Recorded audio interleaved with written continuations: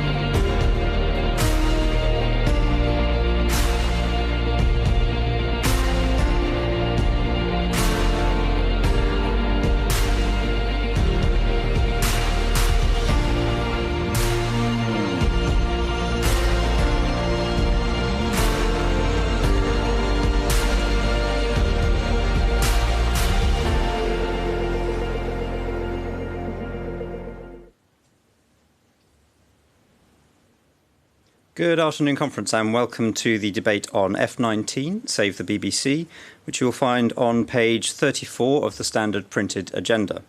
There are no amendments, but the Federal Conference Committee has agreed to take a separate vote on lines 55 to 58.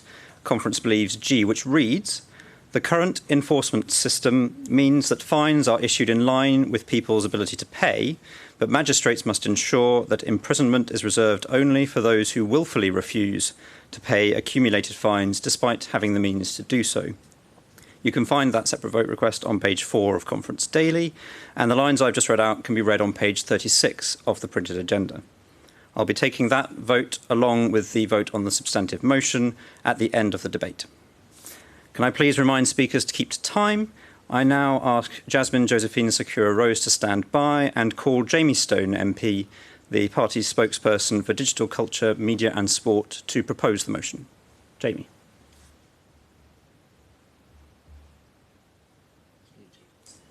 I think you might be on mute, Jamie.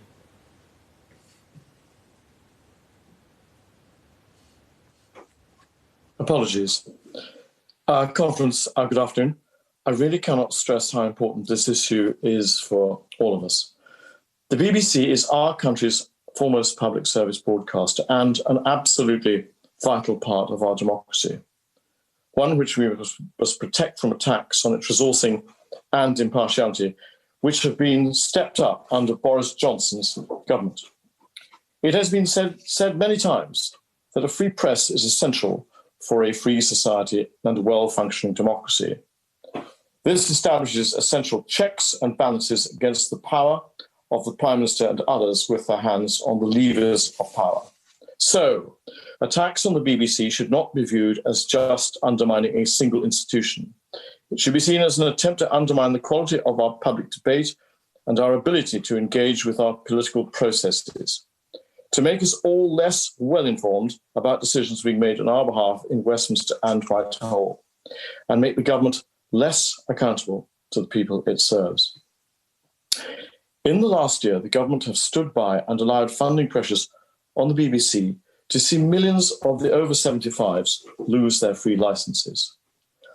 They have threatened to decriminalise non-payment to the licensee, which Reporters Without Borders described as, and I quote, a step that could effectively defund the broadcaster. We've seen ministers repeatedly banned from appearing on Radio 4's Today programme, apparently in an attempt to delegitimise the BBC and, of course, absolutely to dodge the scrutiny of their work. RSF has said that the government's threats against public services media are, and I quote, disturbingly reminiscent of early Trump administration moves in the US.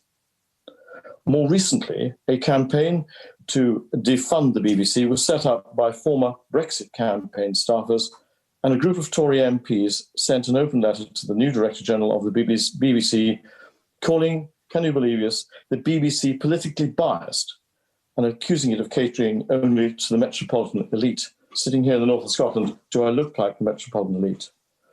And you know, I think we all fear that there's a heck of a lot worse coming from Cummings and Johnson, and we see evidence of that in today's press. So if I was ever in any doubt as to how important it is to maintain a properly resourced, universally available and politically independent public services broadcaster, then the spread of fake news during the coronavirus pandemic has surely been the starkest possible reminder. The BBC has worked tirelessly to debunk fake news about the pandemic, which has been absolutely rife on the internet. But for them, we could have been all completely misled. Remember this, BBC News services are used by 8 out of 10 UK adults each week, and it is more highly rated as a trusted source of news than any other provider. Conference. I'm clear in my mind that it is essential that we put the BBC on a more stable financial footing and protect it from further attacks on its independence. This motion calls for future BBC funding to be free from political interference and for senior politicians to be prevented from ducking proper scrutiny by our trusted broadcaster, particularly during elections. Conference, this motion is not a vote to say that the BBC is an organisation that is not flawed or is above criticism. In particular, there have been very legitimate challenges to the BBC on its record on diversity. But I believe that this motion does seek to address this too. Now, Conference, there has been, as we've heard, a request for a separate vote to delete lines in the motion about sanctions for non-payment of licence fee. I would, from the bottom of my heart, urge you to vote against this. Ultimately, we must support the existence of some sanctions for non-payment of a licence fee if we want to keep the BBC on a stable financial footing. But what this motion says, entirely correctly in my view, is that these must always be issued fairly and sparingly. And I believe that this does strike a very sensible balance. Conference, we are seeing right now attacks on the BBC. I remember during the Scottish independence referendum that the particular party in Scotland, the SNP, decided the BBC wasn't to its taste and attacked it. And now we see the Conservatives doing the very, very same thing. So, Conference, I sincerely hope that you share my wholehearted belief that our society and our democracy is best served when we have a universally available, politically neutral and properly resourced public service broadcaster who we can rely on for balanced and well-informed news and through scrutiny of our government. And Conference, really in conclusion, for many years, this issue has been, for me, actually deeply personal. I think of my late parents. Both of them came through the Second World War. My mother worked in London during the Blitz and saw some terrible things. My father was with the 14th Army in Burma. Both of them relied on and believed in the BBC to give an honest news to them. It's no accident the BBC is known affectionately in this country as Auntie, a sometimes eccentric relative, but nevertheless part of the family, and much love for what Auntie is. So in saying these words to the conference this afternoon, I really am in many ways saying them for my parents' sake. I think they would be quite horrified to see the attack that is presently being mounted on the BBC. And I personally say for my parents' sake and for everyone who cares about Auntie, please support this motion. Thank you. Thank you, Jamie. I now ask Nick Barlow to stand by, and I call Josephine Sakura-Rose, who wishes to speak against lines 16 to 20 and lines 55 to 59. Jasmine. Hello, Conference. My first time speaking, and what a way to do it. Talking against lines in a modern apple pie motion. Well, if you're going to speak for the first time, you might as well do it properly. I'm speaking against lines 16 to 20 and lines 55 to 58. I suppose it's almost a cliche at this point, and do get your bingo cards at the ready, but I am appalled. I am appalled that in a motion that talks about the unique and vital role the BBC has to play in informing and educating people, we are cheerleading the idea that people who cannot afford to pay the licence fee should end up being prosecuted. I'm appalled that we have a motion that talks about the non-payment of a TV licence fee as something that can only be dealt with through the court system. That's not how things are handled in other avenues in life, when people can't afford to pay for a service that we recognise as being vital and a necessity to them. Yet here's a motion that champions the idea that people who cannot afford the TV licence fee must be prosecuted.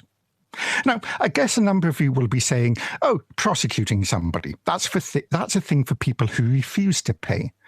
Oh, how I wish that was true. Several months ago, I wrote about this, my very first article that was published. I was very proud of that.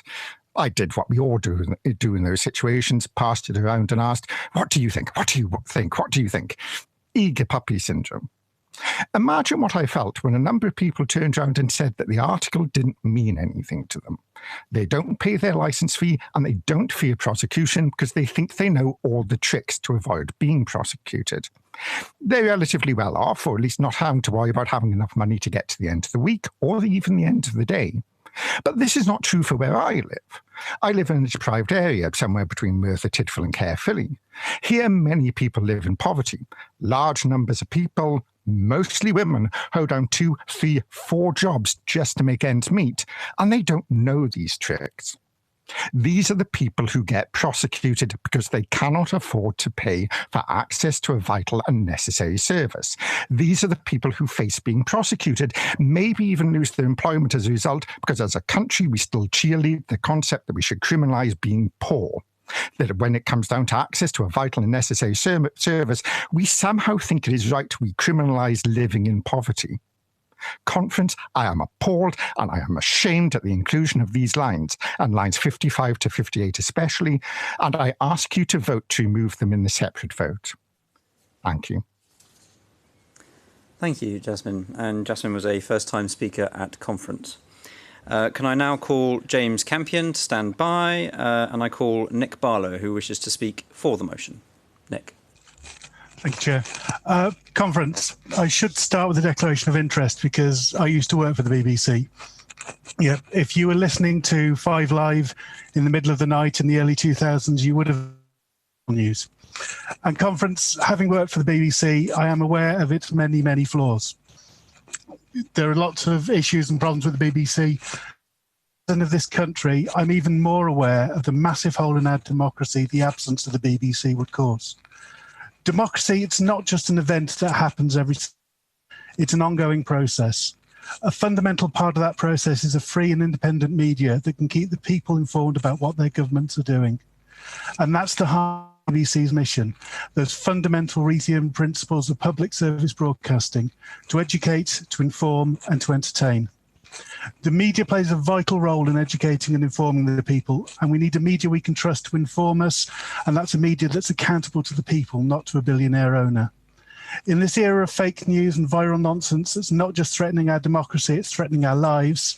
We need a trusted source for educating the nation. And this motion, and Jamie's opening speech, did the work the BBC's done on providing information during the pandemic. We hear people say that the BBC could move to a subscription model and be like Netflix or Sky or Amazon Prime, but those can only ever meet the third part of that Reithian model, to entertain. There's no local Netflix, there's no Sky local radio, there's no set of free Amazon websites to educate and inform the nation. And the pandemic is accelerating the trends that have destroyed.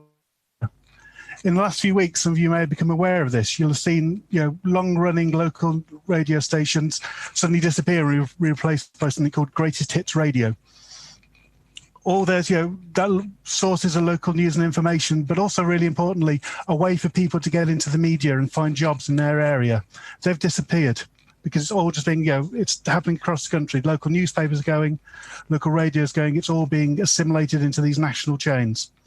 In many places, BBC local radio is the only locally produced and relevant source of news and information. When I worked for the BBC, I dealt with many people in local radio, and these are passionate about providing a service for their community. Local radio facilitates local conversations and local identity. It enables scrutiny and involvement in local democracy, and we need a properly funded and properly supported BBC to ensure this survives. Conference, there are many ways we can improve the BBC, but as liberals and citizens of a liberal democracy, we must support the institutions that enable the process of democracy. The BBC is vital to our democracy, and we must protect it from those who prefer the media to be in the control of a hand accountable billionaires. Support the BBC and support this motion. Thank you. Thank you, Nick. And Nick was also a first-time speaker at conference. Can I ask Councillor Mel Alcott to stand by? And I now call James Campion, who wishes to speak against the motion as a whole. James. Hello, conference. Clitheroe calling. Thank you for the opportunity to speak for the first time on this motion today. I actually speak in favour of deleting lines 55 to 58, but against the motion with the lines included and reluctantly without them as well. Whilst perhaps well-intentioned, F19 seems to stealthily commit the party to the current system of funding, which criminalises TV licence fee evasion, and yet it still actually fails to find a liberal solution to the BBC funding crisis. Conference, there can be no doubt that the BBC has contributed greatly to our lives and our culture for generations. But as we navigate a new digital era, we need to find a funding formula that is fair and sustainable. But frankly, the status quo is not an option. Currently, we have a flat payment rate of £157.50 a year. Now, that's not adjusted based on your ability to pay. And whilst a yearly payment of £157.50 might not sound like a great amount of money to those in the top tax bracket, if you're in a minimum wage job, or you've fallen back on hard times due to the coronavirus and had to claim universal credit, that fee could be the difference between putting food on the table or not. At that point, if people choose to feed their families, they could face prosecution. In fact, the single biggest criminal charge brought against women is for TV licence fee evasion, accounting for a staggering 30% of all prosecutions against women. That is a complete and utter waste of our criminal court's time and money. Now, the motion says that imprisonment for this crime should only be used in certain circumstances. The Liberal stance is that it shouldn't be used at all. How can we expect people to take us seriously as a party of liberalism when we are saying that they should be locked up for simply watching the Graham Norton show? Conference, let's vote to move this out of the criminal courts. Let's vote to find a funding formula that helps sustain the BBC in the long term, but doesn't completely undermine our party's very founding values in the process. I urge you to vote against the motion overall. Thank you. Thank you, James. And as James said, it was his first time speaking at conference as well. I now ask Andrew Emerson to stand by, and I call Councillor Mel Alcott, who's speaking in favour of the motion. Very founding values in the process. Hello. I urge you to vote against the motion overall. Thank you.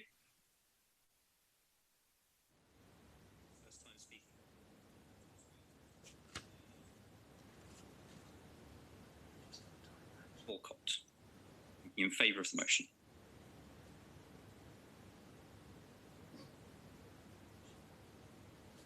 Mel, I'm afraid you're on mute.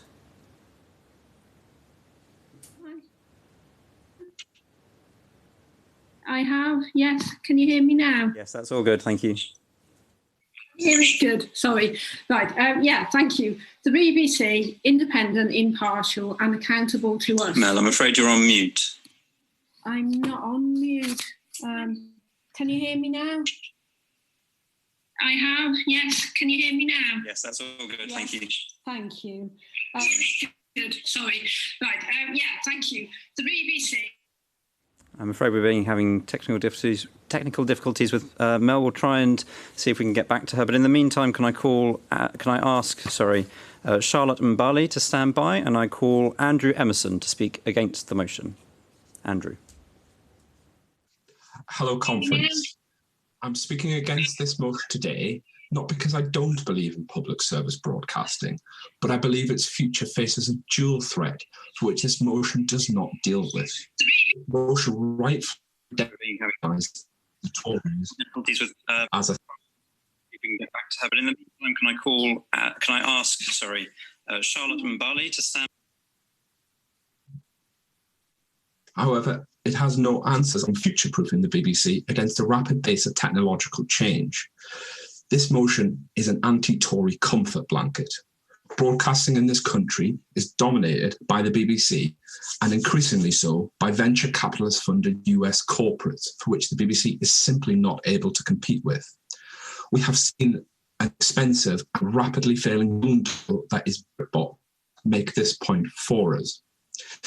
If the BBC is to survive into the future, we might need to accept that a model with monopoly might be the future. Yet this motion seeks to shackle us for the foreseeable future to a rapidly aging ante, which might be fine for today, but in 7, 10, 15 years' time, she might well be nothing more than a bloated corpse. If we are to save the BBC, we might have to accept a slimmer, more nimble model of public service broadcasting, one that doesn't crowd out homegrown projects from Britain. But this motion fails to answer those questions. It fails to have that debate, sticking itself to laying in attacks on the Tories. In doing so, and binding us to Liberal positions like the criminalisation of women through the courts, other speakers have made that point, and forced media performances of politicians. I think if it passes, yes, we will be coddled by anti-conservative sentiment, but we won't have actually had the debate that we need. How do we protect the BBC from the rapid pace of technological change? So I would urge you to vote against this motion so we can have that debate we need. And if it is to pass, then I would ask that you delete those lines 55 to 58. Thank you, conference. Thank you, Andrew. And Andrew was also a first-time speaker at conference. Can I remind anyone who's contributing to make sure they pause hop-in when they come online? That was the reason behind the technical difficulties we're having just now. Can I ask George Potter to stand by? And can I now call Charlotte Mbali to speak in favour of the motion? Charlotte. Hi, conference. My name is Charlotte. My married name is Mbali, which means flower in Zulu. So think of me as Charlotte Flower. I wish to support this motion, specifically Clause B, because I think that Lib Dems, as internationalists, should understand the global reach of the BBC. I lived in South Africa and worked in a university there for 25 years. Every day I would tune into BBC News. Every year, about 1 million British residents migrate to other parts of the world. The BBC is vital for supporting the use of English as a means of communication in many parts of the world. TEFL teachers utilise it. Declaration of interest here, I know because I used to write for BBC English in Africa in the 1990s. So I cannot understand how the Tories can hanker after trade deals with Anglosphere and yet desire to dumb down and defund the BBC. Lib Dems, as internationalists, please support this motion. Thank you. Thank you very much, Charlotte. And Charlotte was also a first-time speaker at a conference. We've got a lot of first-time speakers in this debate, which is great to see.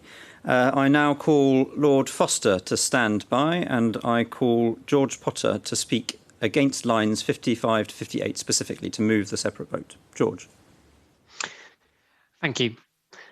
Now, conference, I welcome this motion, and it is important that we fight to save the BBC. It's more important now than ever, and you may notice my background, which is my own little tribute to the BBC. However, there's a serious problem with the lines in section G of the motion. This says that the current enforcement system means that fines are issued in line with people's ability to pay, but magistrates must ensure that imprisonment is reserved only for those who willfully refuse to pay accumulated fines despite having the means to do so. Now, let's be clear what we're talking about here. Around 130,000 people were prosecuted for non-payment of the licence fee in 2018. They might not have gone to prison, but people are prosecuted if they are not able to pay the fee. As has been said, 3/4 of those prosecuted are women, and they are dealt with through fast-track prosecutions where people are fined in addition to being charged court costs and having to pay their licence fee arrears.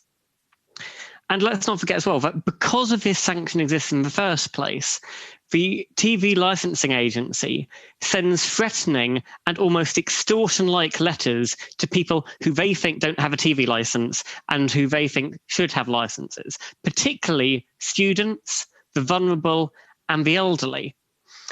These cause immense stress, even if people are never prosecuted. Even when people are doing nothing wrong, they are threatened with criminal records and prosecution. So I am really saddened that there are Lib Dems who felt happy moving a motion containing these lines. The BBC is a vital public service, and it is right to speak about it as being akin to an essential utility. But that is not a justification for penalising non-payment in a way that we do not do for any other utility. You are not threatened with fines or imprisonment for not paying your electric bill. Even with council tax, which is non-payment of which is ultimately punishable by imprisonment, is an entirely different regime. You are not fined for non-payment. You may have to pay bailiff fees, you may have to pay court costs, but you are not fined. This is a widespread issue. There's widespread agreement that this party needs to talk about issues which matter to real people. Well, this is an issue which matters to real people, to some of the poorest and most vulnerable in society. If you have never experienced grinding poverty, if you have never had to fear that a £100 fine would leave you unable to feed your children, you have no right to sit in your ivory tower and defend the current system as benign through some morally bankrupt virtue signalling. Do not pass these lines, conference. Liberals should not support a system which makes people criminals and gives them criminal records that punishes them for being too poor to pay the licence fee on time. Please, conference, reject these lines of the motion and then vote for the motion as a whole. Thank you.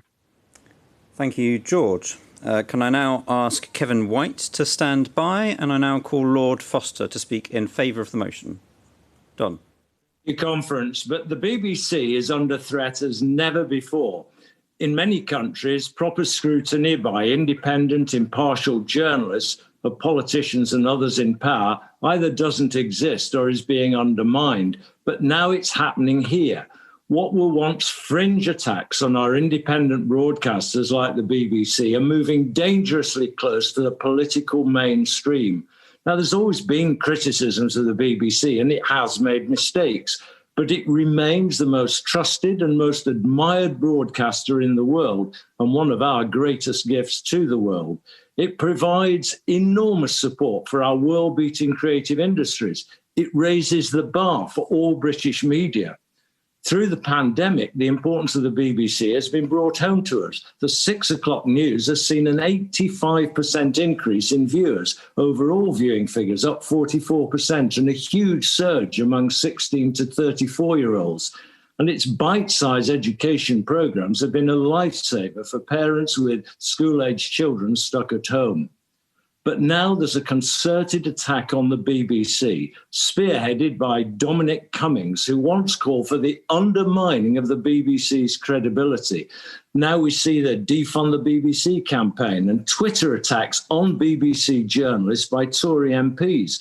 We've seen the BBC forced to cut its programming budget to take on responsibility for the licence fees of over 75s, a social policy which should be government funded. We've seen the push to decriminalise non-payment of the licence fee against all independent advice, and a disgraceful and dishonest campaign to convince us that impoverished widows are being locked up. If this goes through, it will further slash the BB's budget. And now Boris is trying to parachute 2 hardline BBC critics into top jobs. Ex-Daily Mail editor Paul Dacre to run the BBC regulator Ofcom, and his mate Charles Moore into the chairmanship of the BBC, someone who takes pride in not paying his licence fee and reportedly doesn't even watch television.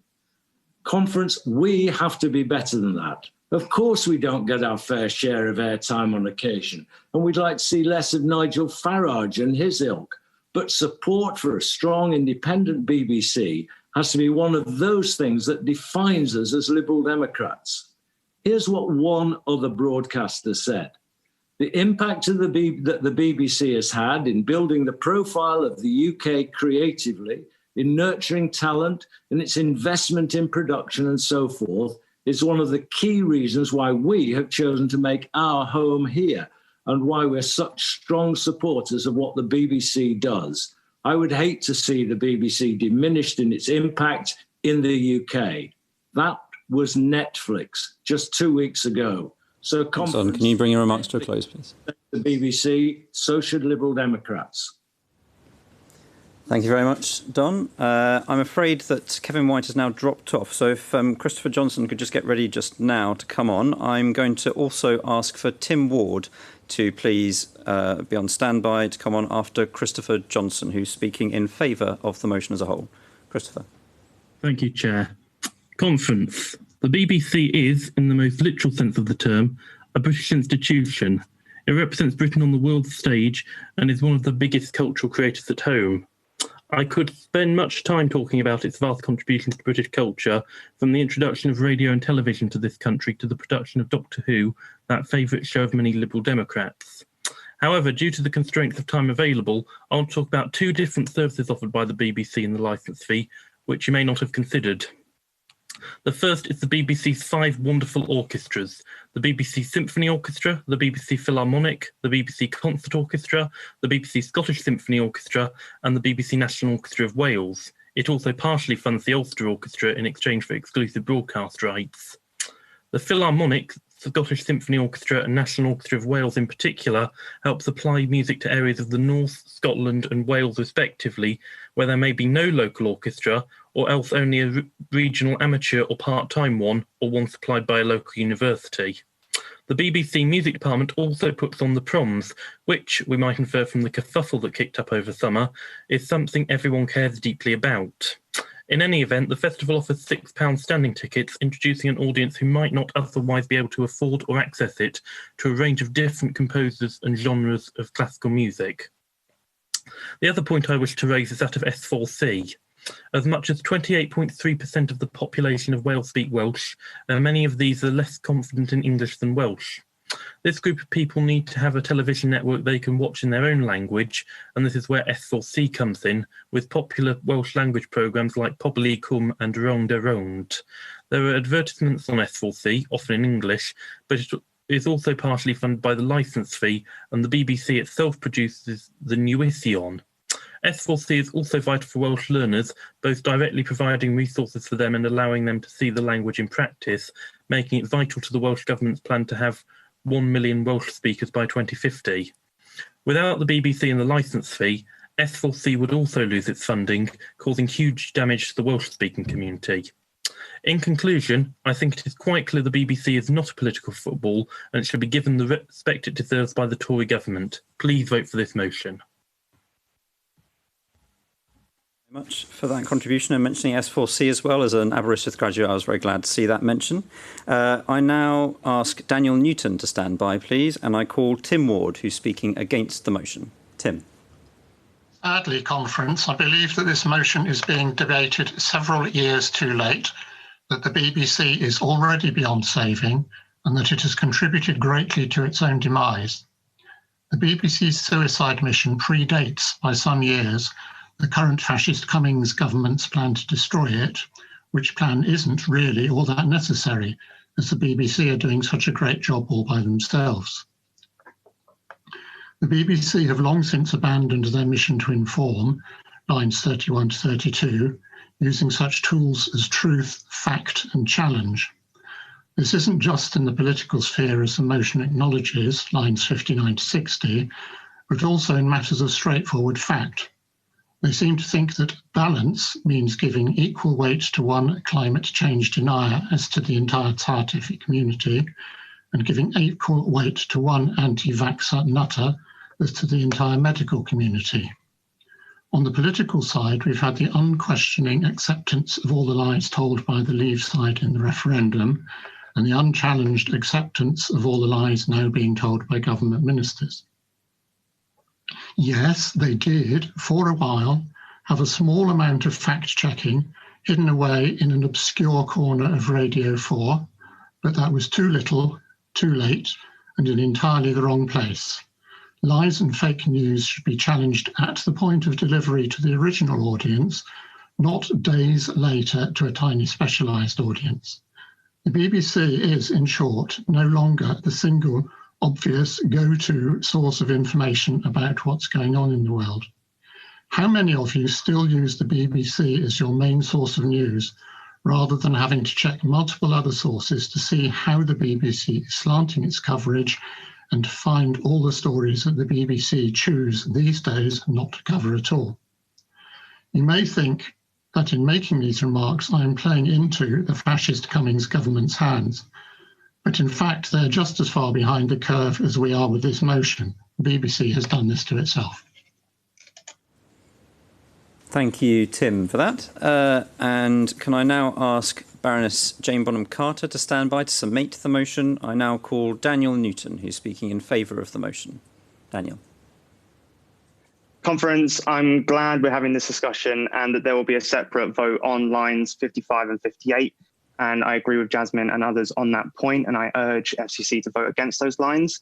But I just wanted to bring more of a personal experience to this debate as we look at reasons to protect and save the BBC. For years, the BBC has been a staple part of our society in more ways than one, and in my opinion, we sometimes take it for granted and they go forgotten.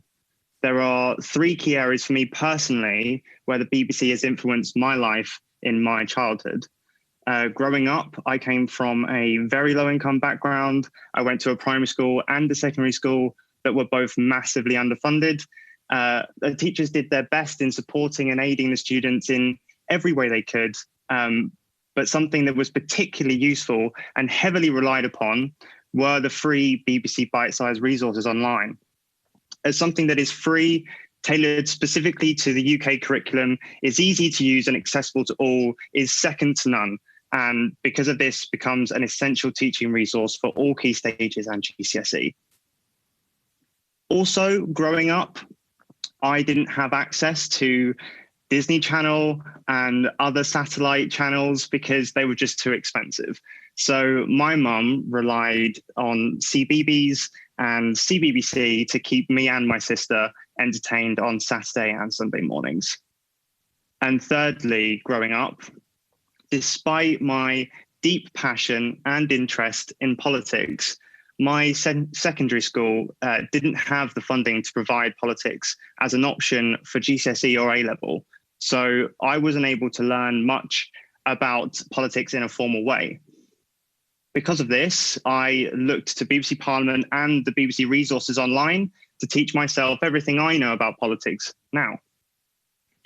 While writing this speech, I had a chance to reflect on how significant the BBC has been in my own life and in others. And we interact with it every day, whether that's watching TV, listening to the radio, looking up your favorite recipe, or checking the weather. We can't let the Tories continue to degrade and demolish something that provides a leg up to so many people.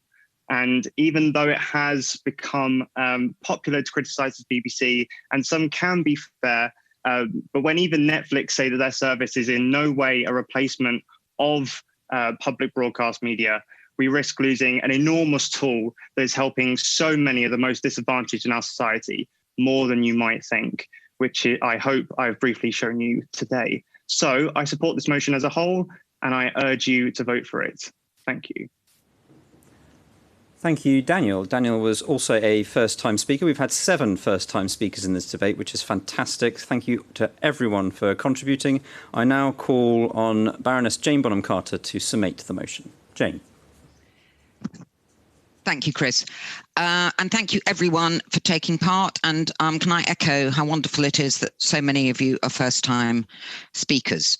Conference, there are many things to be worried about at the moment, many things that seem beyond our control, but what is emphatically not, and here I so disagree with Tim Ward, is supporting the BBC.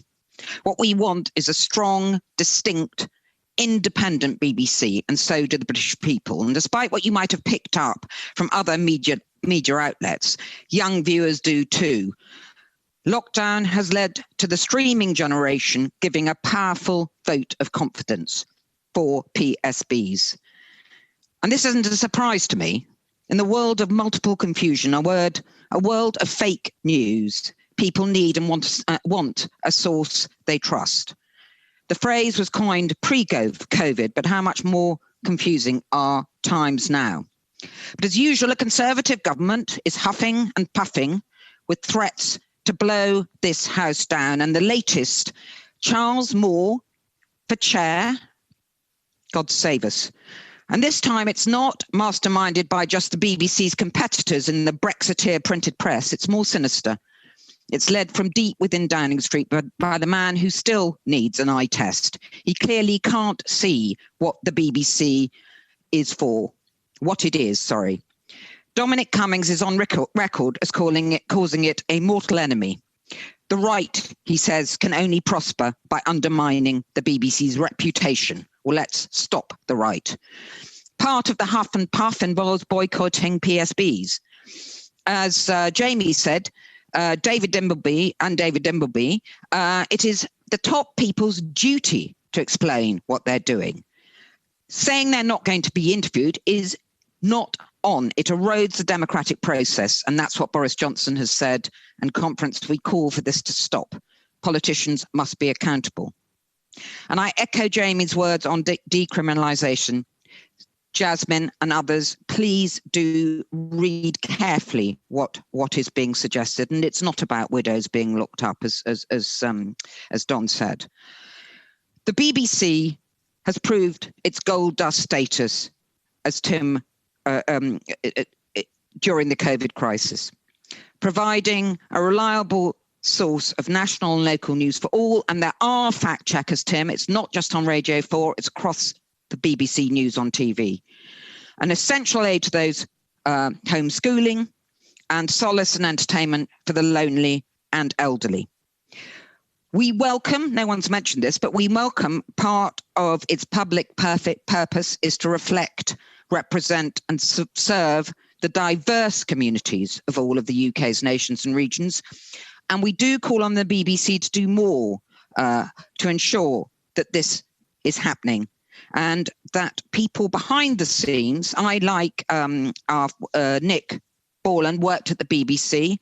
And one of the things I'm very, very conscious of is that people behind the scenes need to reflect diversity as well as those on screen.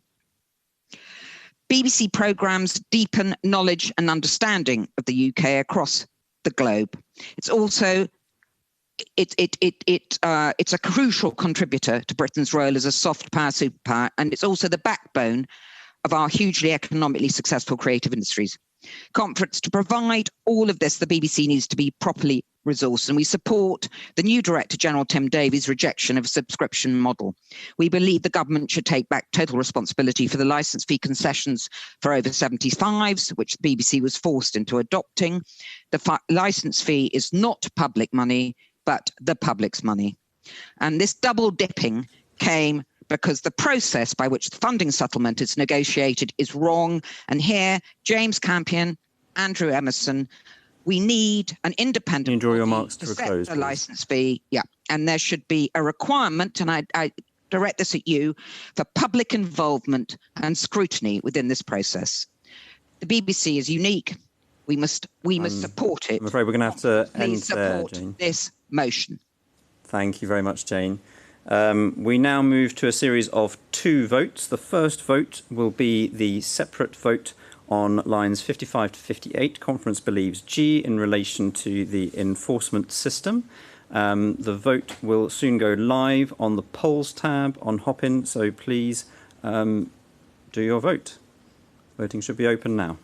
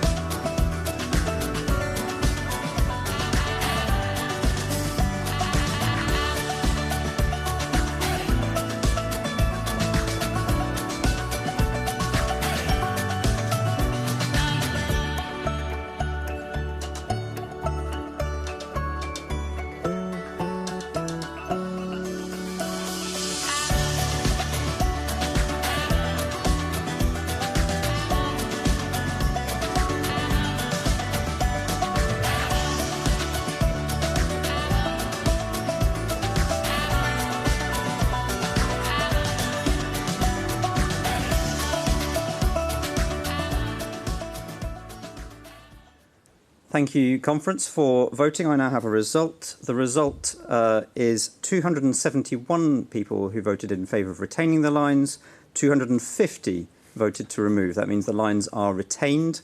In an irony, perhaps, the voting margin was 52 to 48%. We now move to a vote on the motion as a whole, unamended, and that vote should be going live in the polling tab now.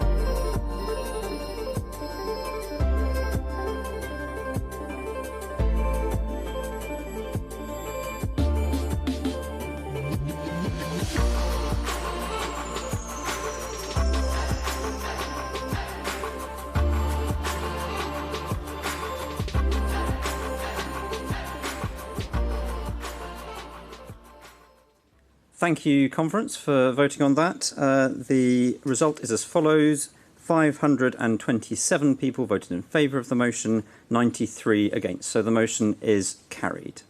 I'd like to thank my aides in the hall, Jeff Payne, Jenny Rigg and Nick DaCosta. And we now move to the FPC report, F20. Thank you very much.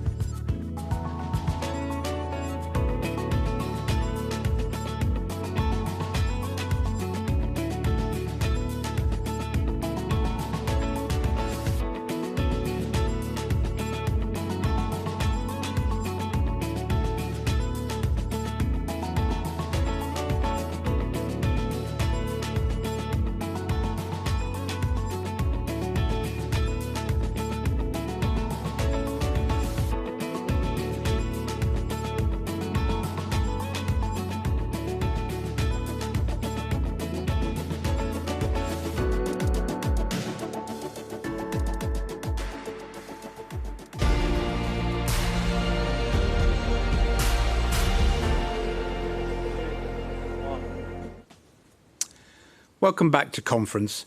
We're now on item F20, the report of the Federal Public Policy Committee. My name is John Bridges, and beside me are aides Cara Jenkinson, John Ball and Jeff Payne. To present the Federal Policy Committee's report, we have Sally Burnell, the Vice Chair of the committee. Hi, thank you, John, and hello, conference. As John said, I'm Sally Burnell. I'm one of the Vice Chairs of Federal Policy Committee, along with Jeremy Hargreaves. And under our constitution, the Chair of FPC is actually our party leader, Ed Davey. I want to start by thanking Jeff Payne, Federal Conference Committee, and the whole conference team who've worked so hard to organise this brilliant virtual conference. The work of FPC can only move forward through conference, so it's really wonderful that we've been able to come together online and have the high quality debates that Liberal Democrats are so well known for. This is my first time reporting to conference as Vice Chair of FPC, and I also want to thank my predecessor, Duncan Brack, who I learned a huge amount from in my first term on the committee.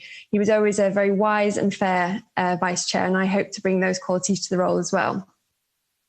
I'd also like to thank Jo Swinson for her time as FPC Chair and for her engagement with the committee as we were at an extraordinarily busy time as we prepared the 2019 General Election Manifesto.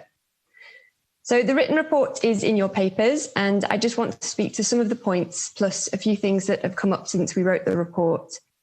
Like so many aspects of life, COVID-19 has been a huge disruptor to the work of FPC. We recognised early on that it would profoundly change people's lives, and we were keen to use the skills and knowledge of FPC members to give serious thoughts to what a Liberal Democrat response should be to the challenges that we would face in the world beyond this pandemic, and sort of recognising that our parliamentarians were responding to the day-to-day policy challenges and that our elected and campaigning colleagues across the UK were managing local community responses on the ground. The usual FPC work programme is delivered through very detailed working groups, which run usually from about a year to 18 months. So almost overnight, we radically changed the way that we work on FPC. We organised ourselves into a small group, these small subgroups or pods, which were led by FPC members and a small number of our colleagues from recent policy working groups. And within weeks, the pod set out articulating the major challenges and the potential Liberal Democrat policy responses to those challenges. And I want to say a big thank you to our FPC colleagues who embraced this new way of working, especially at such a stressful time. The result is Consultation Paper 143, The World After COVID-19. And I want to add a big thank you to Paul Noblett for pulling together the work of the 6 pods into a single coherent document. And I'd like to invite you all to join Jeremy and me for the consultation session, which is taking place tomorrow at 5 o'clock in the auditorium. We're really keen to hear your ideas, which are going to help shape our work programme over the coming year. Understandably, other policy development work has been slightly delayed, both by the general election and COVID-19, and the new timetable for our current policy working groups is set out in your written report. The Nature of Public Debate Working Group will bring its full policy paper to spring 2021. But in the meantime, we were really pleased that they were able to bring a policy motion on the aspects of their work that was directly related to the pandemic. And that was debated and passed on Friday with a couple of really thoughtful amendments.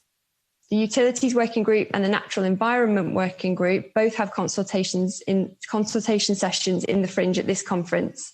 And we kicked off a big piece of work on Liberal Democrat principles and values with a consultation paper and a really well-attended consultation session yesterday, which I found hugely inspiring. As always, we welcome written submissions to the consultations, and the details can be found in the papers.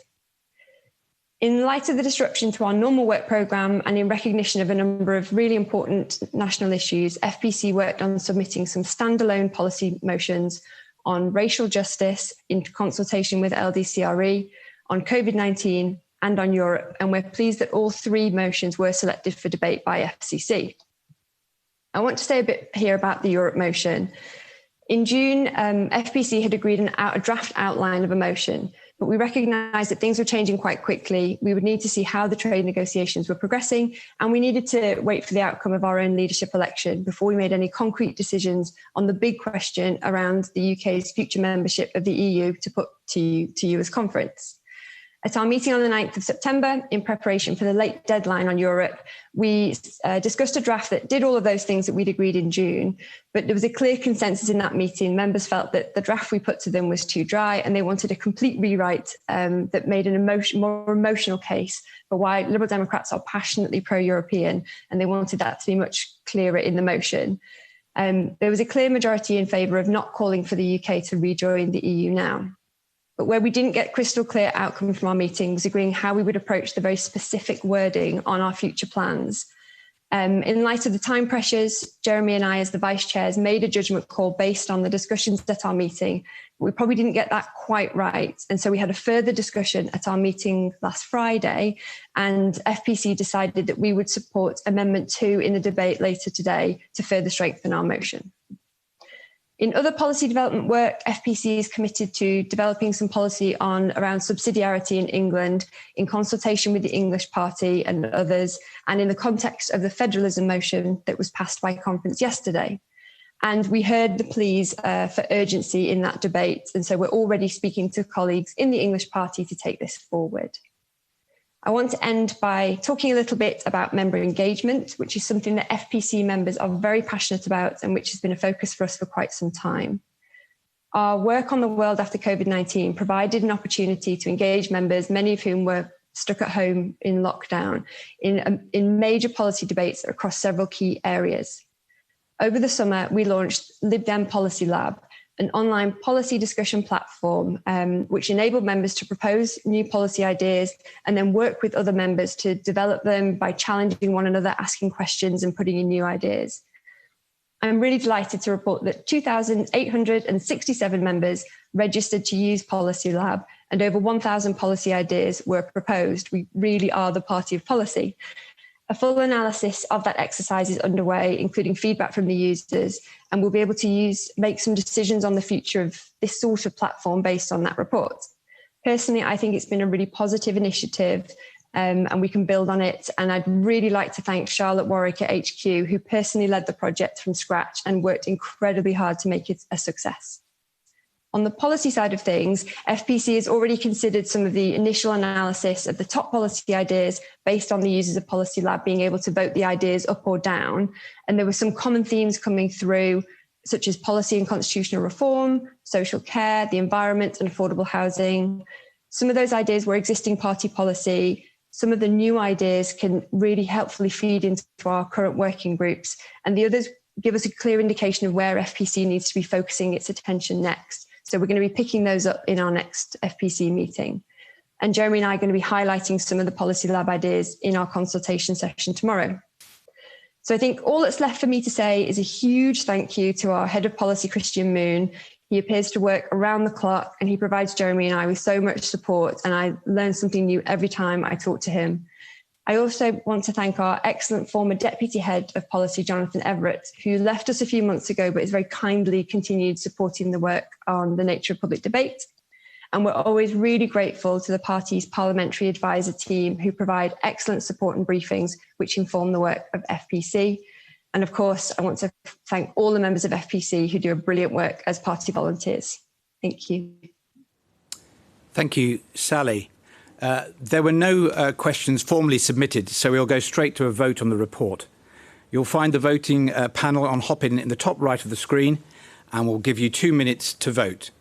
So can I see all those in favour of accepting the report of the Federal Policy Committee? Please vote now.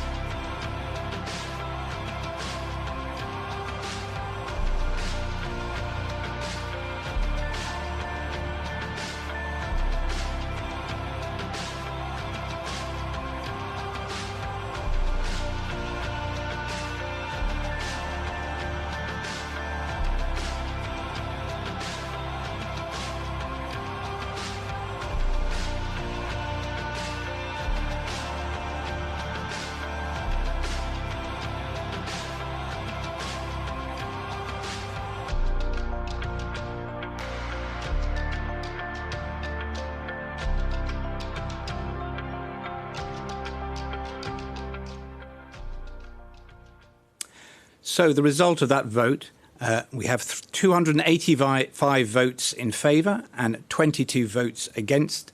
So the report is accepted.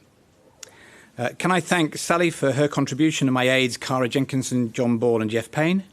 The next auditorium session is F21, a green recovery from COVID at 3:05. So just time for a cup of tea.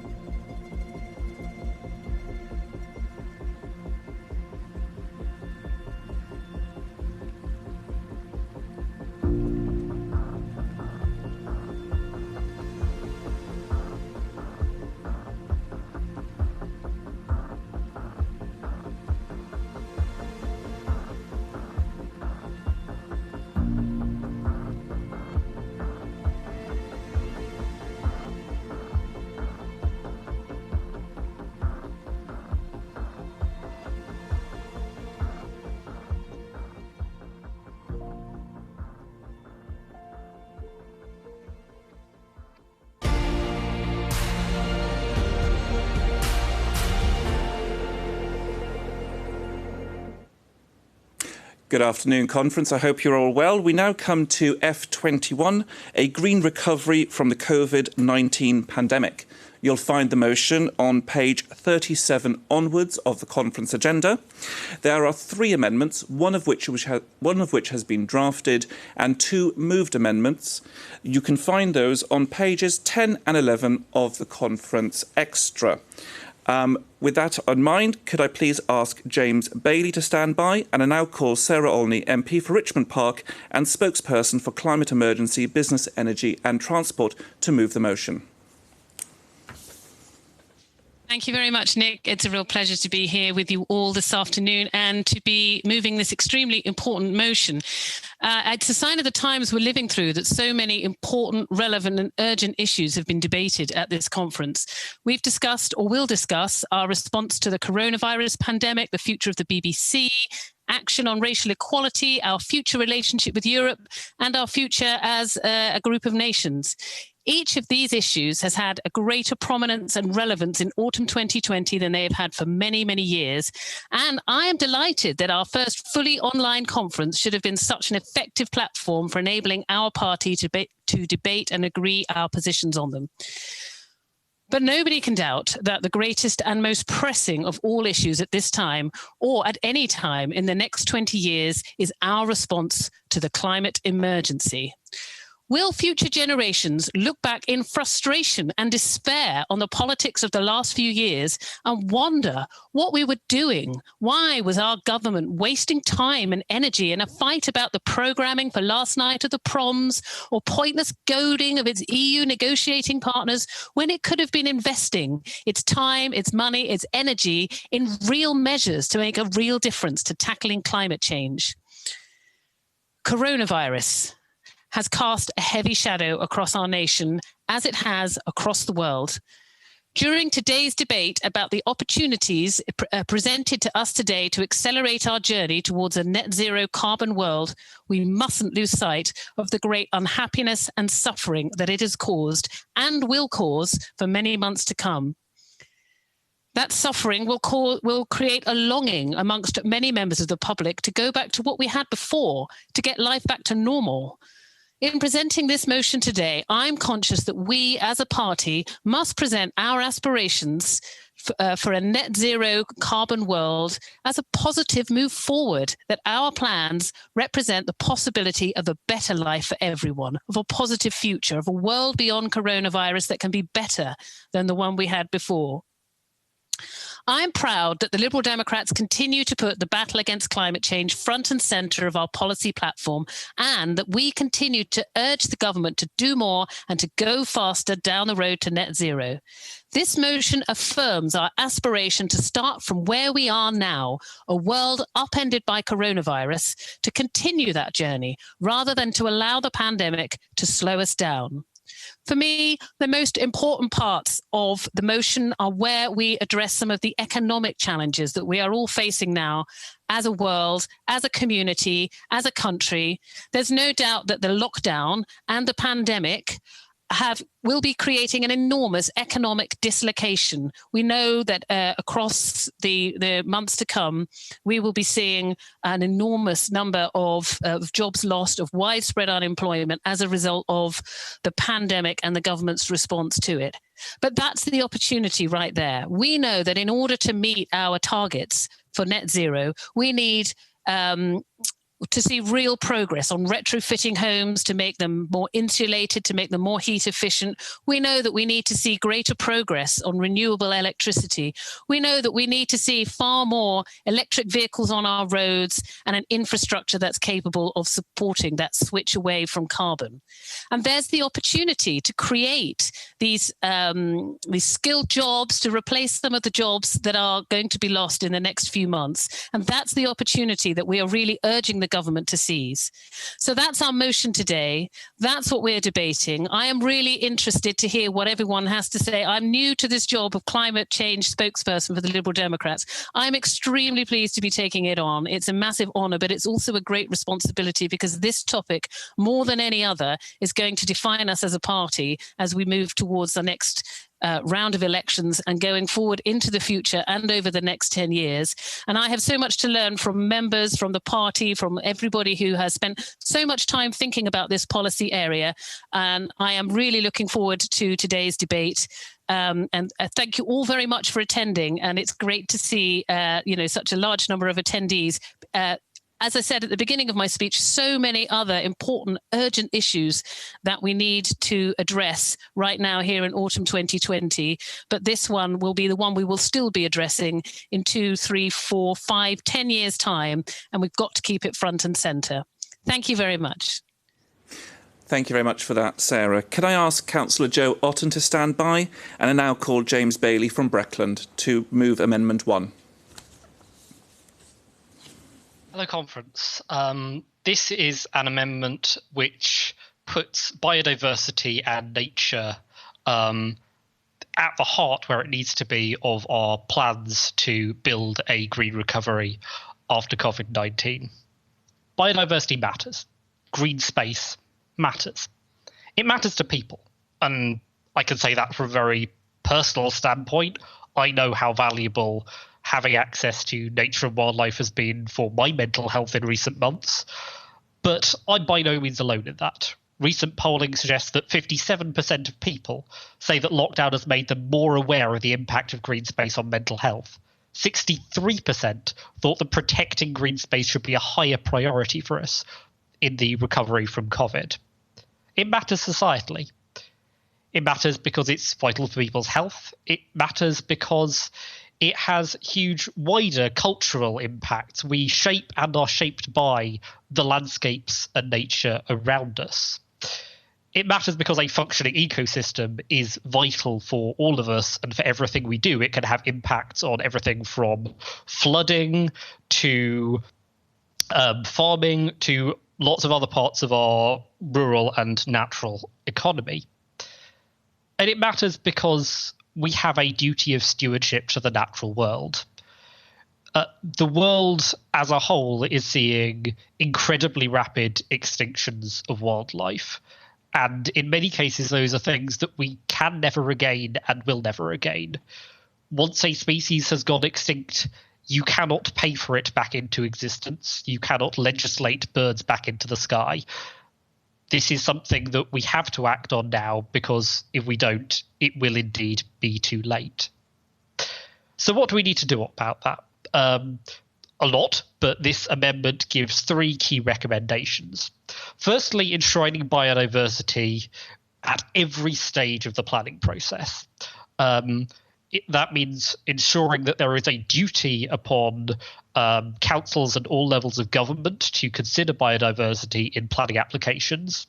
And it will mean putting biodiversity as a higher priority when it comes to considering planning and locations. Too much of the time, we end up with situations where we have great wrangles over planning applications when it results in issues with the view of some wealthier house owners who are concerned about their house price, but yet we still end up concreting over sites of special scientific interest, which have been very badly affected in recent years and for which there is greatly inadequate protection. It means a nature recovery network, which means connecting up habitats. Habitats cannot exist as simply isolated fortresses of wildlife around the country. We need to link them together, and we can do that both at the macro level and at very small levels, like ensuring hedgerows and road verges are better protected for nature. That's something we can do at a local level as a party. And it means improving access, something I'm very personally passionate about. It's something that my grandfather, who was a founding member of the Lincolnshire Wildlife Trust, pioneered in the 1940s.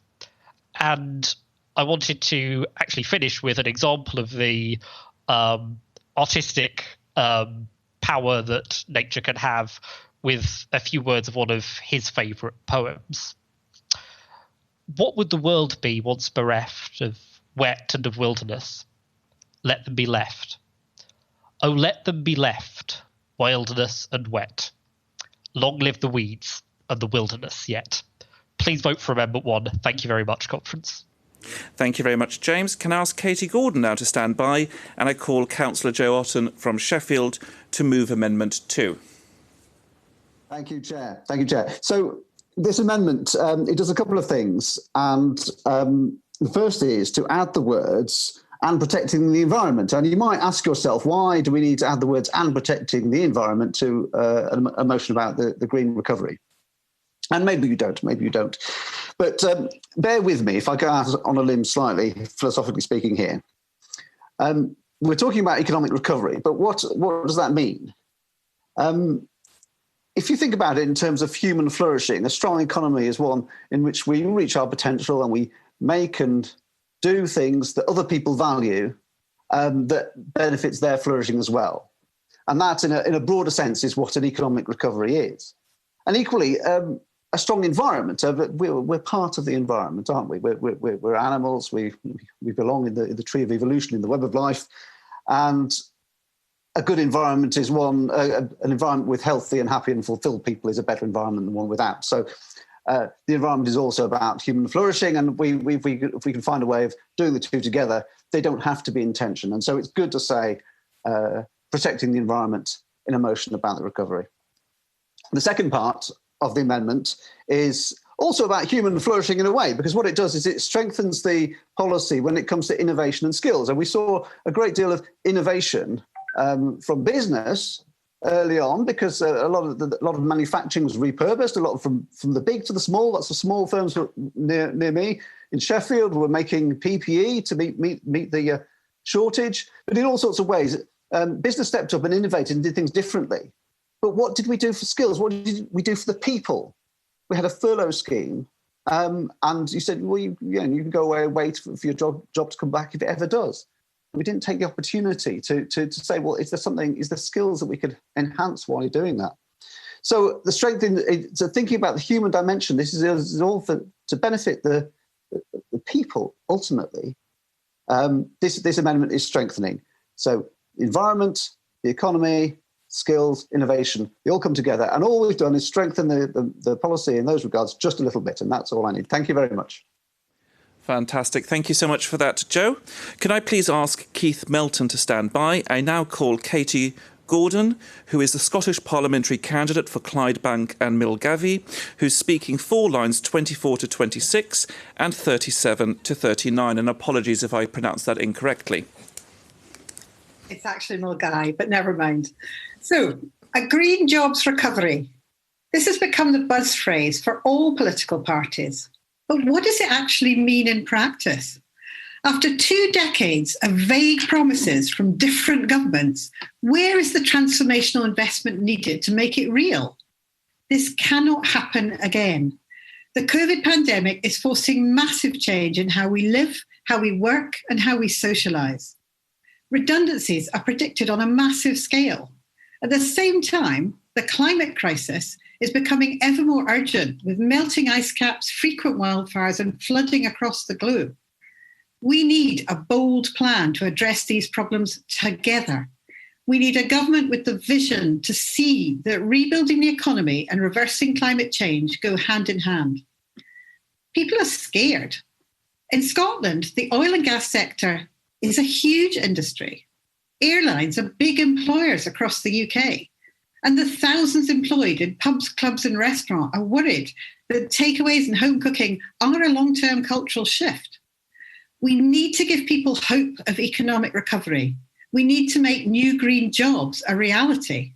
This means jobs in investing and retrofitting thousands of homes and businesses, installing electric car charging points across the country, decommissioning oil and gas rigs, expanding social care and building more electrified railway lines, increasing the number of mental health support workers that are needed more than ever after COVID.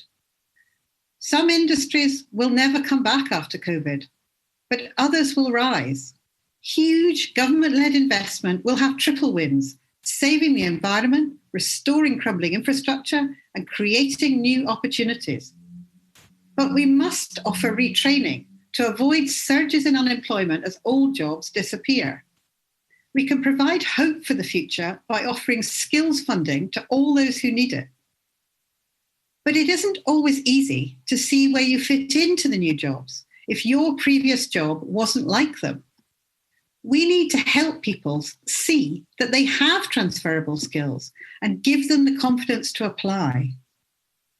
We could actually learn from the REACT scheme in Wales that offers retraining funding to anyone made redundant if they talk it through with a careers advisor. We should stop punishing people for being unemployed and start investing in them and their future by giving them help to change their careers. Because this is our future too.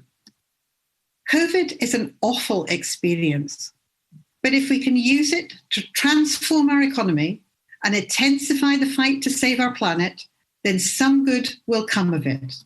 Support the motion.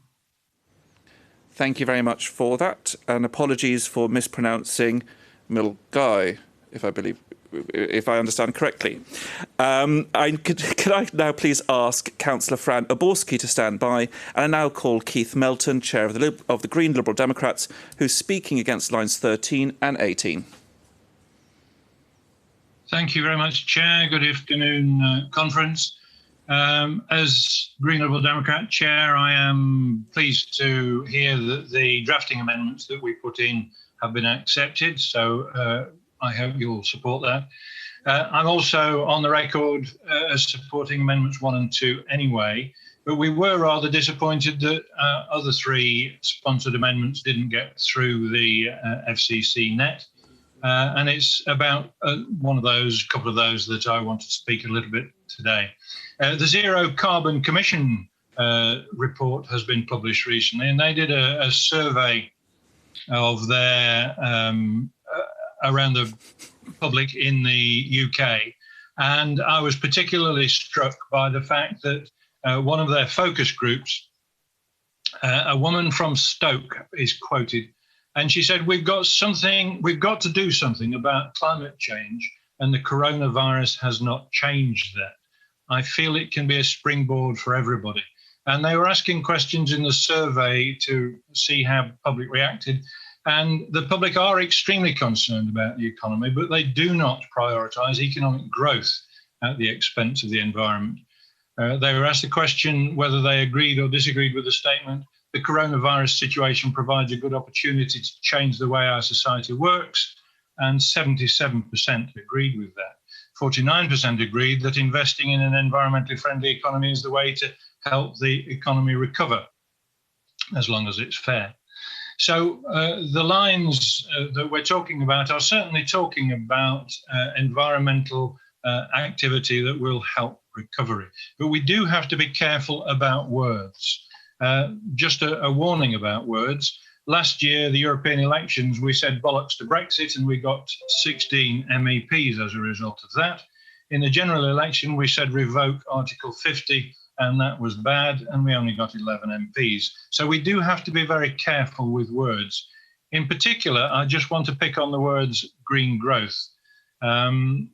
We would like to see a separate vote on the words green growth because they convey the wrong impression to environmentally literate voters. And we would like to make sure that we talk always about sustainable development rather than green growth. I have had an assurance from Sarah, in fact, that she will prefer those words, sustainable development over green growth. But I really would like to make it official and ask again for a separate vote on the words green growth. If you approve of the idea of getting rid of those words, can you say so in chat? And perhaps the chair and the platform will allow us to have a vote on those words. I would like to get rid of them.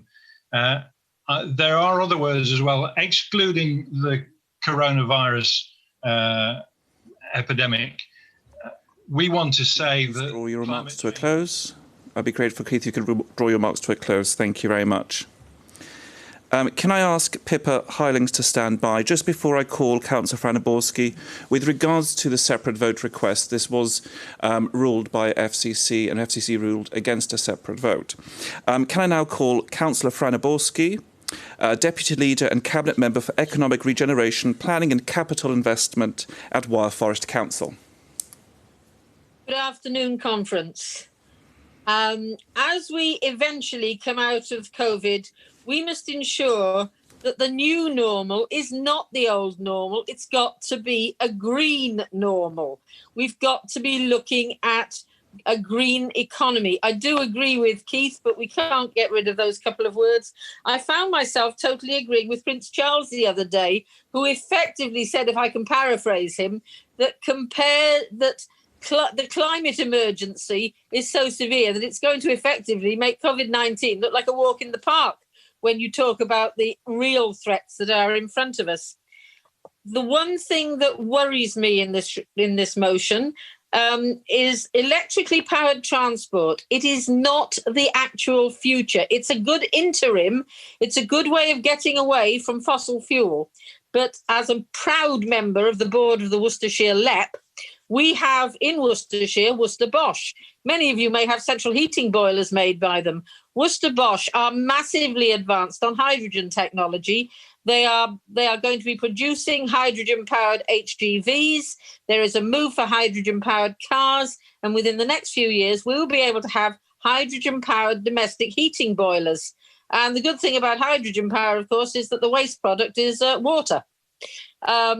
The big worry for me about electric power is it's fine as an interim, but it relies on heavy metals that are mined mainly in third world countries or in China.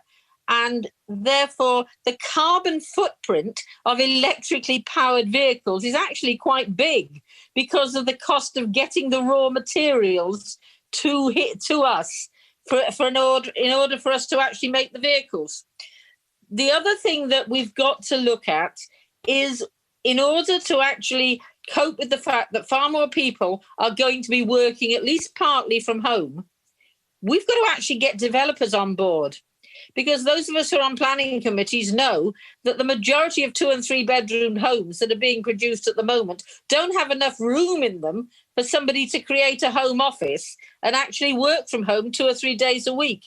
That is probably going to be the future for an incredible number of employees. It's all right for those who can afford the executive 5-bedroom home, but we need to make sure that the family that can only afford a 2- or 3-bedroom home can also have enough space in it to work from home without having to use the kitchen table or the dressing table, neither of which are long-term solutions to working from home. The other thing we have to do, yes, place a duty on all local government departments and local authorities to reduce emissions in areas they have responsibility for. Encourage local authorities to use surplus land to develop solar farms. We're actually looking into bringing in a solar farm within Wyre Forest on some land that is... Could you please draw your remarks to a close, please? So please. Thank you very much, Fran. Could I ask Neil Stockley to stand by? And I now call Councillor Pippa Hylings, who is Chair of the Climate Change and Environment Committee at South Cambridgeshire District Council, to speak for Amendment 1. Thank you. Conference, the climate and ecological emergencies are interlinked and interdependent, and that is why the Lib Dem green recovery must have both of them embedded. Over the last 2 months, our community have been fighting to save a piece of wild, open land. And during our campaign, we gathered some moving testimonial. There was a 6-year-old girl who said, "That's the Gruffalo Wood. It's where the fox and snake live. I haven't seen them, but I know they're there." And a 78-year-old man said, "I courted my wife here along beside that brook 50 years ago. She died of COVID, and when I come and walk along here now, she's with me." And a 19-year-old man said, "During lockdown, my depression got worse. But the wildlife here saved me. I can't explain it, but I walk every day and there's this old tree. And when I put my hand on the bark, it just makes me feel better."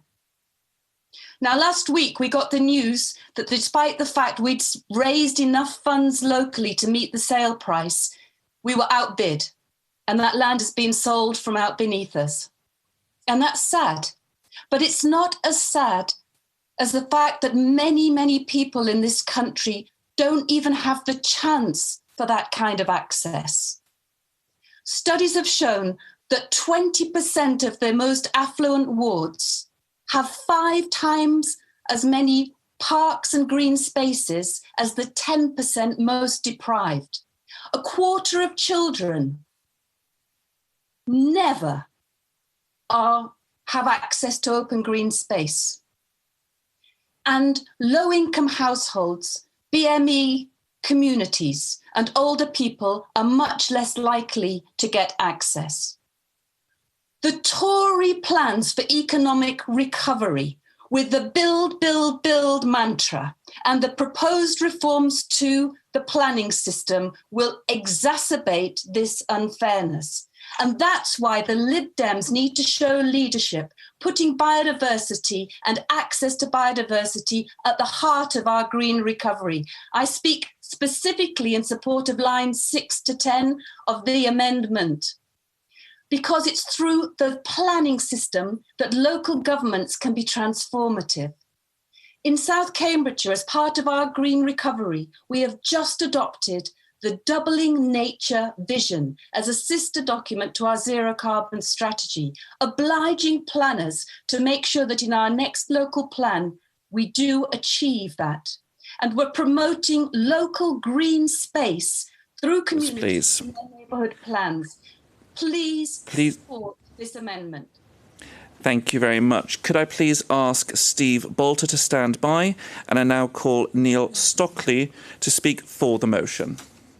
Yeah, thank you. We in the Liberal Democrats want to build back better, we want to build back greener, and we want to build back fairer.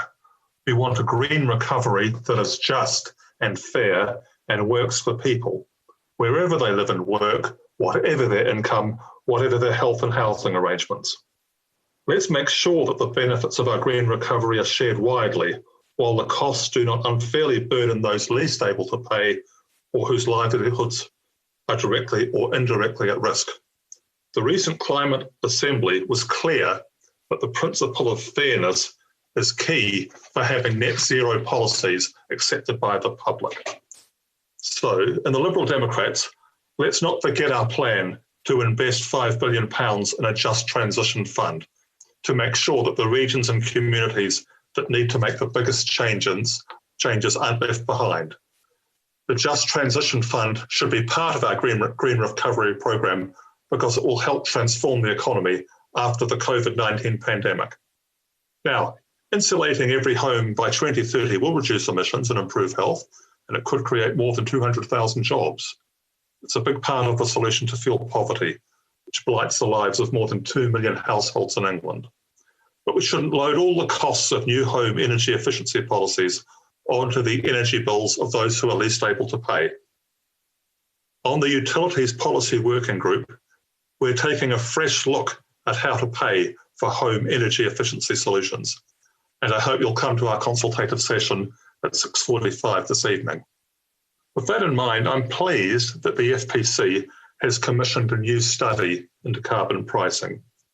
With oil prices relatively low, this is a good time to look again at carbon taxes, especially if we're really serious about hitting our emissions targets. Lowering taxes on employment and capital in favour of taxing things that are bad for the environment can help to create new jobs. But we must make sure that any carbon tax reforms avoid making more people energy poor. We shouldn't make inequalities worse.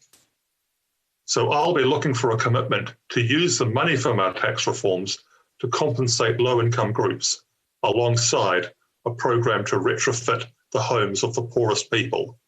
This is how we'll build back better, greener and fairer. Thank you.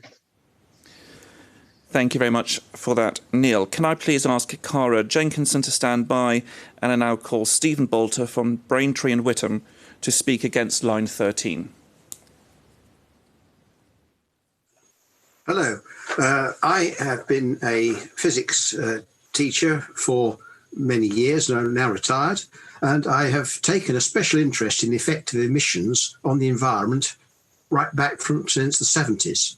But also, one of my sons has had the COVID virus. One cousin died from it. Another cousin was on a ventilator in St Thomas's for 6 weeks. so I'm well aware of the effects of the pandemic on families as well as the effect of climate issues. Climate change is the biggest issue facing the UK and the world. In much of the world, the COVID-19 pandemic is the second biggest issue. However, in the UK, COVID-19 is coming on top of the issue of the damage being caused by leaving the EU. Which is the bigger issue of these two will depend on what deal is reached. But certainly the effect of climate change with associated biodiversity loss is likely to outweigh the combined effects of the pandemic and Brexit. In line 19I, we have the words excluding the COVID-19 pandemic. They're inappropriate. They should be removed to allow the climate emergency as the biggest issue. It's convenient for some to have the pandemic portrayed as the biggest cause of all our economic problems, with climate change second, with Brexit left out to an unspecified lower rank. We should not support them. We should actually make it clear that climate change is the biggest issue, and recovery from the COVID-19 epidemic is producing a lot of unemployment, which can be redeployed in getting action on climate change. So it's I think it's very sad that the separate vote on those words was rejected, although asked for by several people. And it's also very poor that green growth, which is generally used as a whitewash by non-green industries, is something that also there was no second vote on. And I am going to appeal really now that there should be a separate vote on those two things, the use of the words green growth and the statement that climate change comes second to COVID. COVID may reduce lifespans in the long term, but it's not going to wipe out the human race. So please, let us take it very seriously, and let us not help the Tories trying to shuffle all responsibility for not acting properly onto COVID. Thank you. Thank you very much for that. Could I please ask Stuart Redaway to stand by, and I now call Cara Jenkinson from Haringey, who wishes to speak for the motion. Good afternoon, conference. Last year, hundreds of councils declared climate emergencies in response to citizens' concerns. And this year, despite the pandemic, hundreds of councils are drawing up detailed and ambitious plans, climate action plans, but they will fail in delivering those plans without support from central government. During the coronavirus pandemic, Boris Johnson's government has arrogantly over-centralised, ignoring the expertise of local councils and local communities. Only very recently has Johnson started to listen to local directors of public health. We cannot afford to take the same approach with climate change.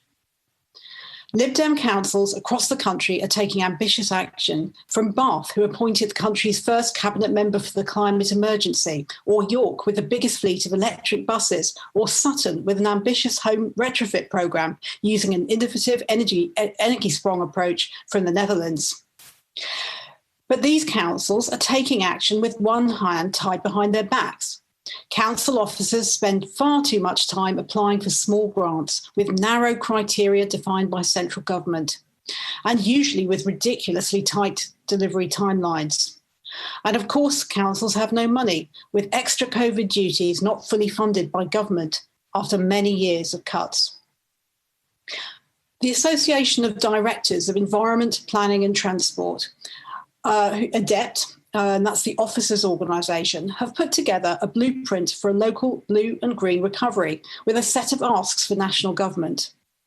If you are a councillor, I urge you to check it out and get your council to sign up. Local authorities understand the concerns and priorities of their residents in a way that central government never will. With this understanding, they can ensure that local climate action can solve wider issues at the same time, such as fuel poverty, poor respiratory health, and local unemployment. This is a good motion, so please support it, but we must make sure that the centralised approach taken to COVID is not repeated, and that local councils are empowered to take the bold action on climate that we need. Thank you. Thank you very much for that, Cara. Can I please ask now Councillor Nick Sandford to stand by, and I call Stuart Redaway from North Hertfordshire and Stevenage, who wishes to speak against the motion. Good afternoon. My name's Stuart Redaway. This motion is reasonable, but I have difficulty finding much significant new policy in it. My reaction when I first read it was that it's a potboiler motion. We could have been debating now a policy for increasing the price of carbon. This has almost universal support of economists using market forces to reduce greenhouse gases cheaply and efficiently, compared with regulation, which is what our current policy largely is. The FCC and the FPC have prevented this because the FPC wants another year to work on a carbon tax. In my view, this is 10 years late. Reducing CO2 is urgent. FPC's reason for delay has been concern with fuel poverty. But using the revenue from a carbon tax to pay a cash dividend to all UK residents would make poor people richer overall. So that issue would then go away. I hope the FPC look at evidence on this and not just work on unsupported opinion. I hope they will consider tax completely afresh, the carbon tax. With the carbon tax starting with all fossil fuel and rising year by year. A dividend and a border carbon adjustments will also be needed. If this formed the central part of LD policy, that would make a good recovery, green recovery. Thank you. Thank you very much for that, Stuart. Could I please ask Andrew Sanger to stand by, and I now call Councillor Nick Sandford, who's leader of the Liberal Democrat group on Peterborough City Council. Thank you, Chair. As a country and as a planet, we're facing 3 emergencies all at the same time. As we deal with the immediate threat from the COVID-19 emergency, we have to deal with the climate and nature emergencies too. But investment in nature and green space is one thing that will enable us to tackle all 3 emergencies all at the same time. As line 30 of the motion says, we need to see implementation of our manifesto commitment to plant 60 million trees per annum until 2045.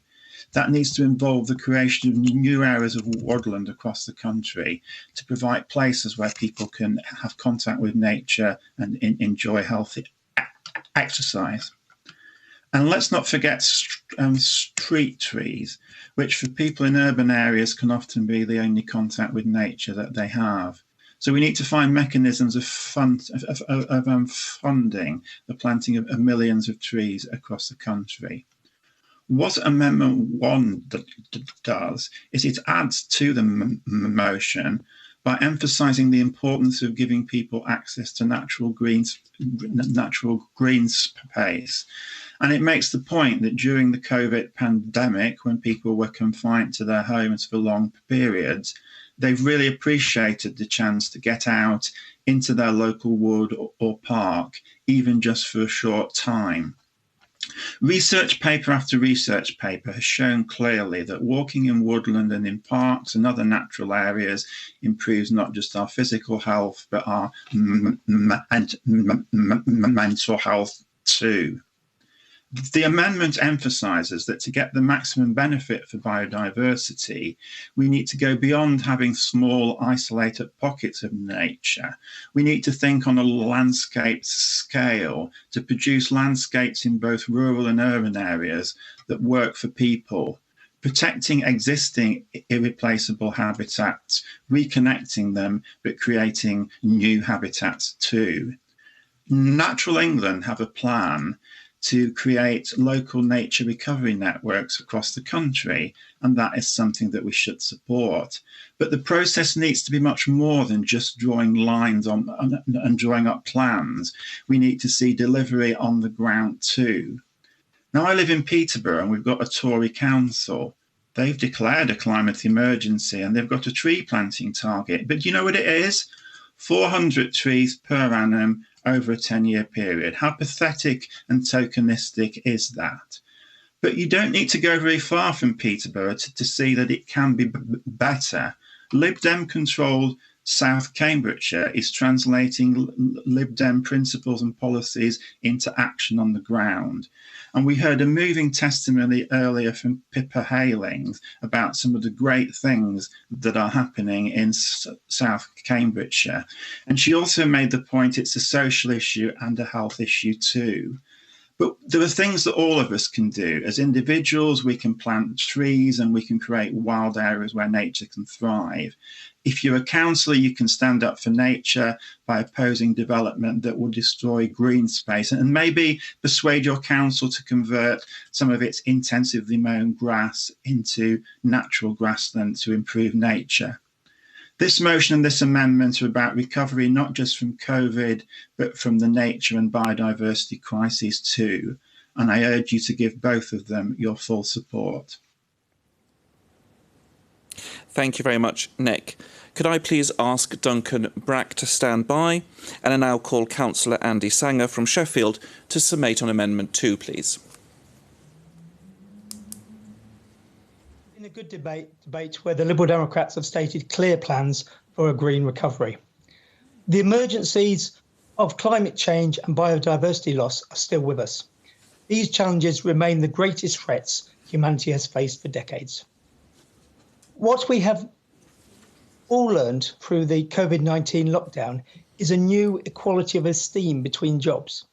Jobs that had for too long been seen as at the bottom of the pay scale, such as working in care homes or supermarkets, became jobs carried out by essential workers. We do not want to go back to life as it was before.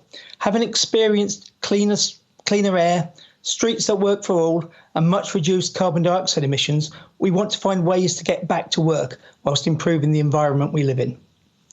But jobs will change. There is no putting the online shopping genie back in the bottle. Millions have found that cutting the daily commute from their lives has given them better work-life balances. Our high streets and travel industries must adapt to these changes. We need to help those disrupted by these changes. We need to understand better those skills needed in the low-carbon economy of tomorrow. Different transport options, better insulated buildings, and extensive renewable energy production and distribution.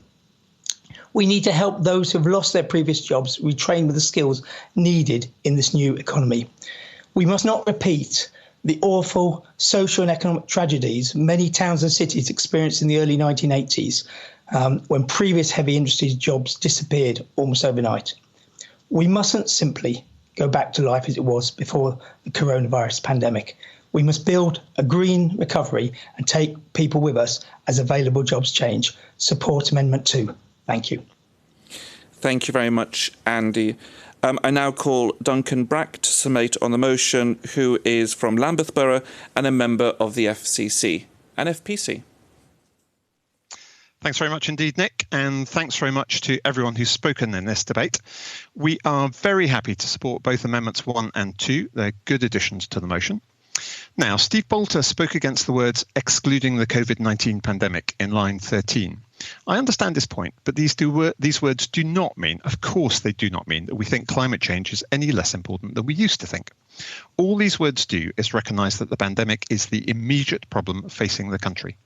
Leaving these words in the motion does not diminish in any sense the party's determination to tackle a climate emergency and does not affect in any way the policy programme we put forward. I don't agree with the points Keith Melton made against green growth in line 18. Growth does not have to mean an endless increase in pollution or the consumption of resources.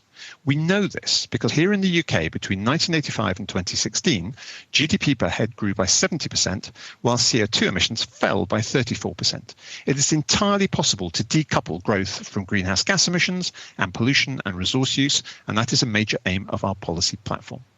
And as well as that, if we declare we're against growth, it's very easy to seem as though we're against prosperity, against people making better lives for themselves.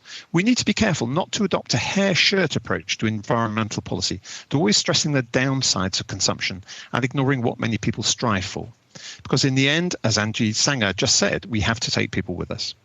And the skills training and the creation of new jobs that Katie Gordon talked about and the just transition focus that Neil Stockley talked about are critical in that too. Stuart Redaway opposed the motion because it doesn't contain a commitment to a carbon tax, which all economists support. Well, economists don't fight elections. And while I support the principle of using taxation to reduce emissions, and in fact there were plenty of proposals to do that in the policy paper we agreed last year, we need to be really careful in proposing new taxes. Those of you who've been in the party for a few years might remember the political damage our mansion tax and local income tax proposals caused, even though they were both good policies. And that's why the FPC is setting up a small group to look at this in detail and to consider the likely impacts on real people, and we'll bring proposals to you on that next year. Now, in our election manifesto last year, this party set out the most coherent and ambitious programme to reduce greenhouse gas emissions put forward by any party. And the need to recover from the pandemic reinforces what we said. It can set us on that path to a greener future. Our programme featured an immediate huge expansion in renewable energy, an emergency home insulation programme for every building over 10 years, investment in public transport and new industrial processes, and support for electric vehicles. We estimated that this approach could cut emissions by 75% over 10 years, a faster reduction than ever before achieved in this country or anywhere else. That leaves the remaining emissions from the really difficult sectors where there aren't good technological options, where we need innovation and we need behavioural change. Agriculture, land use, food, heavy industry, aviation. We aim to make as much progress as possible in cutting emissions from those sectors, while at the same time offsetting them with tree planting and peatland restoration and new technologies to take carbon out of the atmosphere and store it safely. Now, I know some people worry that our final target date of 2045 seems too far away, but in reality, the important thing is to cut emissions fast, straight away, which is what our programme promises. And if we can achieve that, the final end date by which the last few megatons are gone really doesn't matter so much. And of course, this programme isn't set in stone. FPC will look forward to working with our new spokesperson, Sarah Olney, in reviewing the development of new technologies, such as the hydrogen-powered cars that Fran Naborski talked about, to see how we can update it and possibly accelerate our emission. So thank you very much to everyone who's spoken in this debate. I look forward to engaging with you in the future, and please vote for this motion and both amendments. Thank you very much for that, Duncan. OK, we're going to move on to a series of 3 votes now. The first 2 votes will be on the amendments, and then we'll be moving on to a vote on the motion as amended or unamended, depending on the vote. So if you could please go to the polls tab for Amendment 1 to vote in favour or against Amendment 1, and the polls should now be live.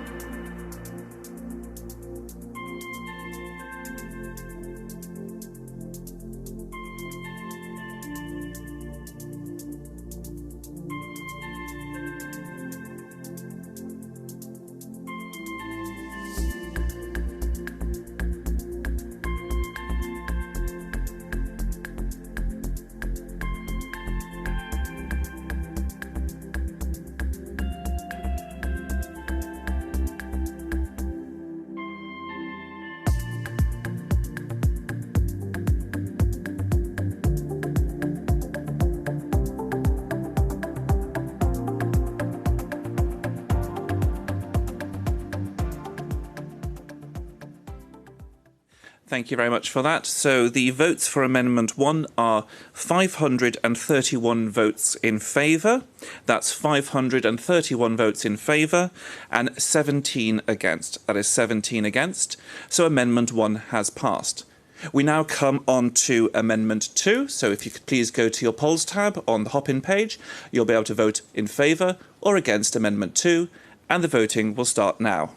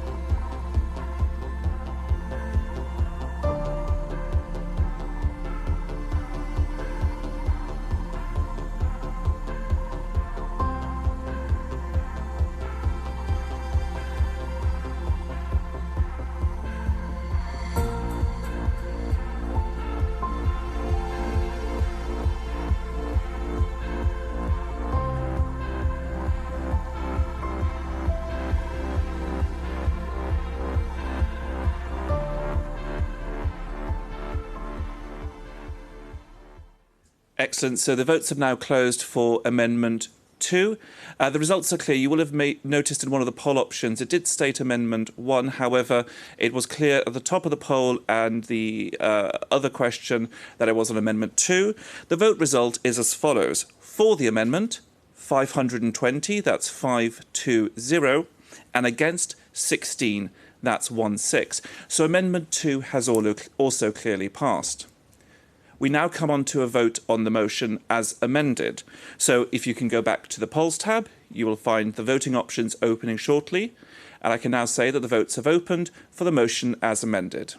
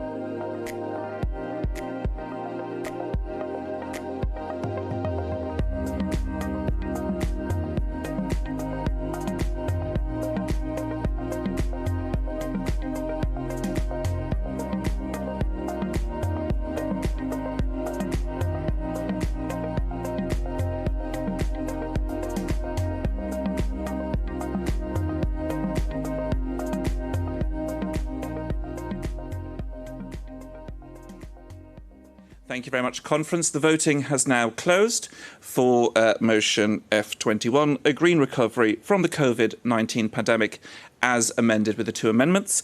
And the results of the vote are in favour 601, that's 601, and against 5, that's 5. I'd like to thank my aides Beck Scott, Jenny Lang and Jeff Payne. We're now moving on to a break and fringe sessions, and we hope you enjoyed this very interesting debate. Thank you very much.